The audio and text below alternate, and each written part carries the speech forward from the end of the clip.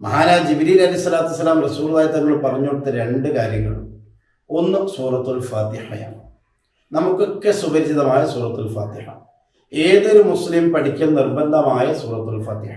5 നേരത്തെ നിസ്കാരത്തിൽ നാം പതിവാക്കേണ്ട നിർബന്ധമായ സൂറത്തുൽ ഫാത്തിഹ. ആ സൂറത്തുൽ ഫാത്തിഹ ഓതുക. റബ്ബിനോട് ചോദിക്കുന്നതിന് മുമ്പ് നാം അതാണ് ചെയ്യേണ്ടത് ആദ്യം. പിന്നീട് ചെയ്യേണ്ടത് അൽ ബഖറ സൂറത്തിന്റെ അവസാനത്തിലുള്ള 2 ആയത്ത് എന്നാണ് ജിബ്രീൽ അലൈഹിസ്സലാം പറഞ്ഞത്. ഏതാണ് ആ 2 ആയത്ത്? ആമന റസൂൽ ബിമാ ഉൻസില ഇലൈഹി മിർ റബ്ബിഹി വൽ മുഅ്മിനൂൻ എന്ന് തുടങ്ങുന്ന ആമന റസൂൽ എന്ന് നമ്മൾ സാധാരണ പറയുന്ന ആ ആമന റസൂലുള്ള 2 ആയത്ത്, കാഫിരീൻ വരെയുള്ള 2 ആയത്തുകൾ നമ്മൾ ഓതുക.